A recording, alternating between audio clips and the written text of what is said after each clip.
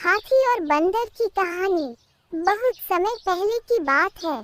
एक जंगल में हाथी और एक बंदर रहते थे।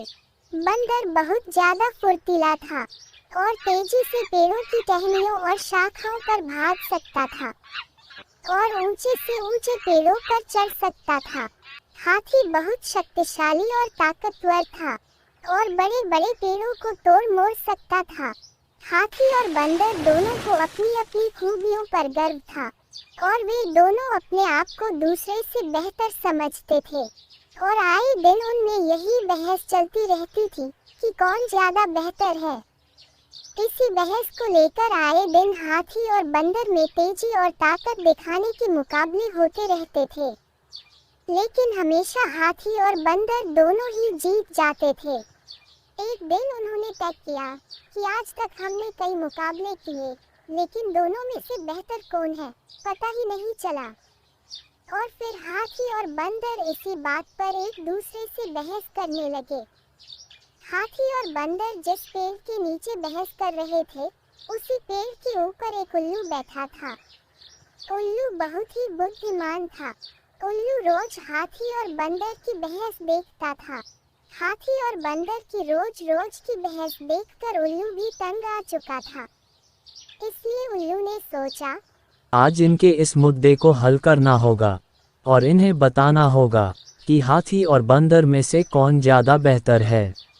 इसलिए दोनों की बहस सुनकर उल्लू बोला, तुम दोनों रोज इसी बात पर झगड़ा करते रहते हो कि दोनों में से कौन बेहतर है, और मैं तुम्हारे रोज के झगड़े और बहस से तंग आ चुका हूँ।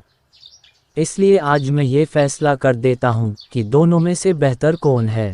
फिर उल्लू ने कहा, नदी के पार एक बहुत बड़ा पेड़ है। उस पेड़ पर एक स्वर्ण फल लगा है।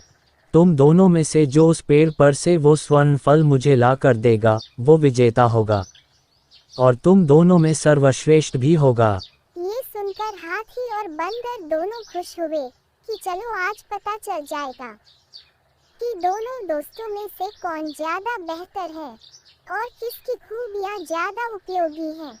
हाथी और बंदर दोनों उस स्वर्ण फल को लेने के लिए रवाना हो गए। रास्ते में बंदर पेड़ों के ऊपर टहनियों पर लटक लटक कर तेजी से स्वर्ण पेड़ की तरफ जा रहा था और हाथी जमीन पर रास्ते में आने वाली झाड़ियों और पेड़ों को कुचलकर आगे बढ़ रहा था। अब उन्हें वो स्वर्ण फल वाला पेड़ नजर आ रहा था, लेकिन स्वर्ण फल के पेड़ तक पहुंचने के लिए उन्हें एक बहुत बड़ी और तेज नदी को पार करना था। बंदर तेजी से नदी में कूदा, लेकिन नदी के पानी का बहाव बहुत तेज था और बंदर बहने लगा और अपनी जान बचाकर वापस नदी के किनारे आ गया और हाथी से बोला कि हाथी भाई, मैं तुम्हें नदी पार नहीं कर सकता हूँ। तब हाथी ने कहा कि बंदर मित्र, परेशान मत हो और मेरी पीठ पर बैठ जाओ।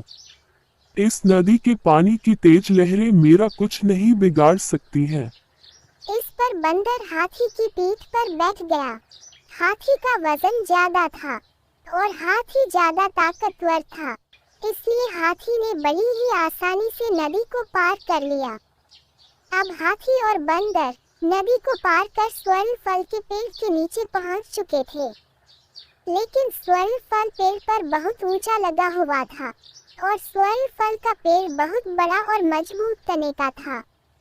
हाथी ने अपनी सूंड से पेड़ को पकड़कर हिलाने की कोशिश की, लेकिन स्वर्ण फल के पेड़ के तने को मोटा और मजबूत होने के कारण हाथी उसे तेजी से नहीं हिला पाया और स्वर्ण फल तोड़ने में असफल रहा। तब हाथी ने बंदर से कहा, मित्र, मैं भी स्वर्ण फल को तोड़ने में असफल रहा हूँ। लगता है ये स्वर्ण फल हम प्राप्त नहीं कर सकते हैं। इस पर बंदर ने कहा, मैं तो परेशान क्यों होते हो? तुम्हारा बंदर मित्र कब काम आएगा? ये कहकर बंदर तेजी से स्वर्ण फल के पेड़ पर चढ़ गया और स्वर्ण फल को तोड़कर हाथी को लाकर दे दिया।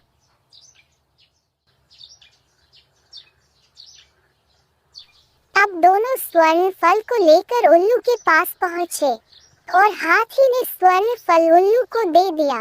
उल्लू ने कहा कि अब मैं तुम दोनों में से विजेता कौन है घोषित कर देता हूँ। लेकिन हाथी ने कहा, नहीं उल्लू महाराज, अब विजेता घोषित करने की आवश्यकता नहीं है, क्योंकि हमें समझ आ चुका है कि हम दोनों ही की शक्तियां अपनी अपनी जगह बहुत महत्वपूर्ण हैं।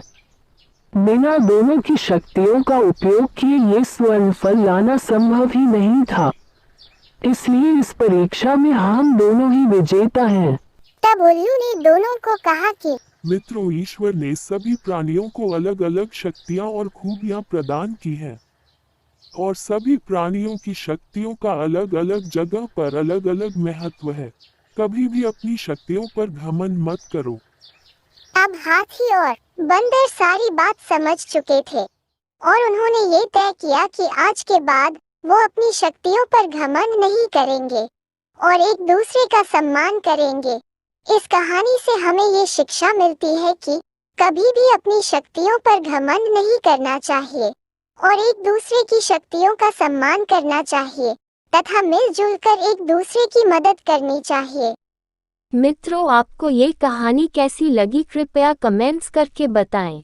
ऐसी ही अन्य कहानियाँ सुनने के लिए इस वीडियो को लाइक तथा शेयर करें, साथ ही चैनल को सब्सक्राइब करें और बेल आइकॉन को दबाएं।